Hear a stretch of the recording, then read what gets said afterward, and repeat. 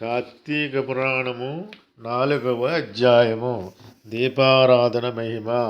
ఈ విధముగా వశిష్ఠుడు కార్తీక మాస వ్రతం యొక్క మహిమ వల్ల బ్రహ్మ రాక్షస జన్మ నుండి కూడా విముక్తి నొందిదరని చెప్పుచుండగా జనకుడు మహాతపస్వి తమరు తెలియజేయు ఇతిహాసములు వినిన కొలది తనివి తీరకున్నది.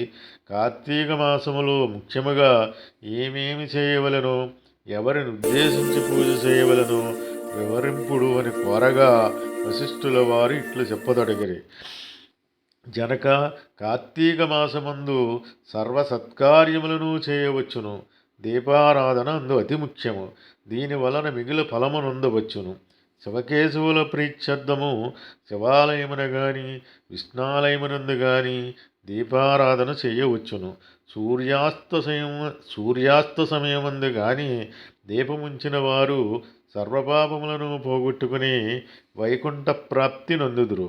కార్తీక మాసమందు హరిహరాదుల సన్నిధిలో ఆవునేతితో గాని కొబ్బరి నూనెతో గాని అవిసి నూనెతో గాని విప్ప నూనెతో గాని ఏదీ దొరకనప్పుడు ఆముదముతో గాని దీపము వెలిగించి ఉంచవలను.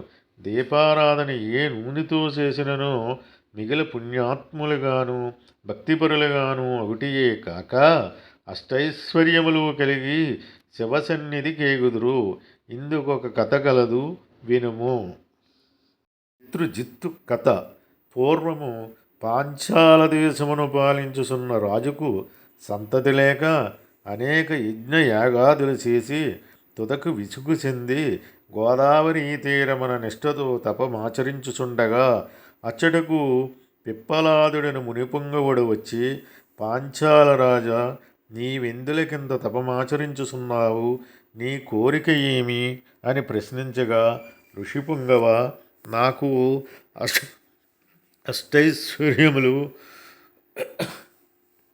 రాజ్యము సంపద ఉన్నను నా వంశము నిలుపుటకు పుత్ర సంతానము లేక కృంగి కృషించి ఈ తీర్థస్థానమున తపమాచరించుతున్నాను అని చెప్పాను. అంత మునిపుంగవుడు, ఓయి, కార్తీక మాసమున శివసన్నిధిని శివదేవుని ప్రీతి కొరకు దీపారాధన చేసిన ఎడల నీ కోరిక నెరవేరగలదు అని చెప్పి వెడలిపోయాను. వెంటనే పాంచాలరాజు తన దేశమునకు వెడలి పుత్రప్రాప్తికై అతిభక్తితో శివాలయమున కార్తీక మాసము నెల రోజులు దీపారాధన చేయించి దాన ధర్మాలతో నియమానుసారముగా వ్రతము చేసి ప్రసాదములను ప్రజలకు పంచిపెట్టుచు విడవకుండా నెల దినములు అటులు చేసెను. తత్పుణ్య కార్యము వలన ఆ రాజు భార్య గర్భవతి అయి క్రమముగా నవమాసములు నిండిన తరువాత ఒక శుభముహూర్తమున ఒక కుమారుని గనెను. రాజకుటుంబీకులు మిగిలి సంతోషించి తమ దేశమంతటను పుత్రోత్సవములు చేయించి బ్రాహ్మణులకు దాన ధర్మములు చేసి ఆ బాలునకు శత్రుజిత్తు అని నామకరణము చేయించి అమిత గారాభంతో పెంచుచుండరి. కార్తీక మాస దీపారాధన వలన పుత్ర సంతానము కలిగినందువలన తన దేశమంతటను ప్రతి సంవత్సరము కార్తీక మాస వ్రతములు దీపారాధనలు చేయుడని రాజు శాసించెను. రాకుమారుడు శత్రుజిత్తు దినదిన ప్రవర్ధమానుడగుచు సకల శాస్త్రములు చదివి ధనుర్విద్య, కత్తిసాము మొదలగునవి నేర్చుకొనెను. కానీ యవ్వనము రాగానే దుష్టుల సహవాసము చేతను తల్లిదండ్రుల గారాభం చేతను తన కంటికి ఇంపగు స్త్రీలను బలత్కరించుచు ఎదిరించిన వారిని దండించుచు తన కామవాంఛ తీర్చుకొనిచుండెను. తల్లిదండ్రులు కూడా తమకు లేక కలిగిన కుమారుని ఎడల చూసి చూడనట్లు విననట్లు ఉండిరి. శత్రుజిత్తు ఆ రాజ్యంలో తన కార్యములకు అడ్డు చెప్పువారులను నరకుదునని కత్తి పట్టుకుని ప్రజలను భయకంపితులను చేయుచుండెను. అటులు తిరుగుచుండగా ఒక దినమున ఒక బ్రాహ్మణ పడుచు సూచుడు తటిష్ఠించెను. ఆమె ఒక ఉత్తమ బ్రాహ్మణుని భార్య, మిగులు రూపవతి. ఆమె అందచందములను వర్ణించుట మన్మధుకైనను సఖ్యము కాదు.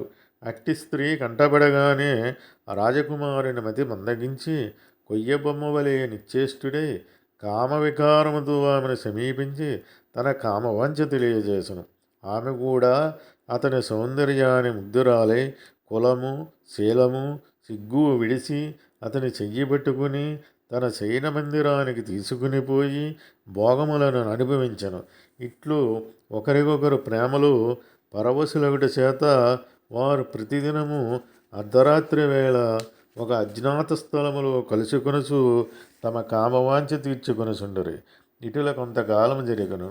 ఇటులను ఈ సంగతి ఆమె మగనికి తెలిసి పసిగట్టి భార్యను రాజకుమారిని ఒకేసారిగా చంపవలెనని నిశ్చయించి ఒక ఖడ్గమును సంపాదించి సమయము కొరకు నిరీక్షించుచుండును. ఇట్లుండగా కార్తీక శుద్ధ పౌర్ణమి రోజున ఆ ప్రేమికులు ఇరువురును శివాలయమున కలుసుకొనవలనని నిర్ణయించుకుని ఎవరికి వారు రహస్య మార్గమున చేరిరి. ఈ సంగతి ఇటులో పసిగట్టిన బ్రాహ్మణుడు అంతకుముందే కత్తితో సహా బయలుదేరి గర్భగుడిలో దాగి ఉండెను. ఆ కాముకులిద్దరును గుడిలో కలుసుకుని గాఢాలింగానమర్చుకున్న సమయమున చీకటిగా ఉన్నది, దీపముండినా బాగుండను కదా అని రాకుమారుడనగా ఆమె తన బయట సింగిన చించి అక్కడున్న ఆముదపు ప్రమిదలో ముంచి దీపము వెలిగించెను. తర్వాత వారిరువురును మహానందముతో రతిక్రీడలు సులుపుటకు ఉద్యుక్తులవుచుండగా అదే అదనుగా ఆమె భర్త తన మొలనున్న కత్తి తీసి ఒక్క వేటుతో తన భార్యను ఆ రాజకుమారిని ఖండించి తాను కూడా పొడుచుకుని మరణించెను. వారి పుణ్యము గలది ఆ రోజు కార్తీక శుద్ధ పౌర్ణమి సోమవారమొకటి వలనను ఆ రోజు ముగ్గురును చనిపోవుట వలనను శివదూతలు ప్రేమికులిరువురిని తీసుకుని పోవుటకును యమదూతల బ్రాహ్మణ్ణి తీసుకుపోవుటకును అక్కడకు వచ్చిరి.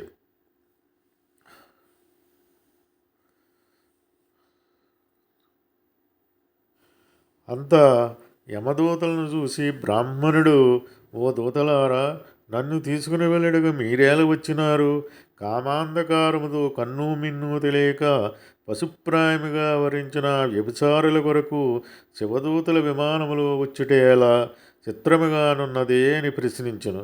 అంత యమకింకరులు, ఓ బాపడా, వారెంతటి నీచులైనను ఈ పవిత్ర దినమున అనగా కార్తీక పౌర్ణమి సోమవారపు దినమున తెలుసు తెలియకో శివాలయములు శివుని సన్నిధిని దీపం వెలిగించడం వలన అప్పటి వరకు వారు చేసిన పాపములన్నీయును నశించిపోయినవి.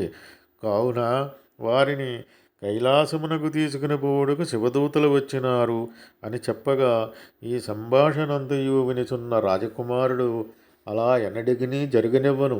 తప్పొప్పులు ఎలాగున్నప్పటికీ మేము ముగ్గురమును ఒకే సమయంలో ఒకే స్థలములో మరణించితిమి కనుక ఆ ఫలము మా అందరికీ వర్తించవలసినది అని తాము చేసిన దీపారాధన ఫలములు కొంత ఆ బ్రాహ్మణులకు దానము చేసెను.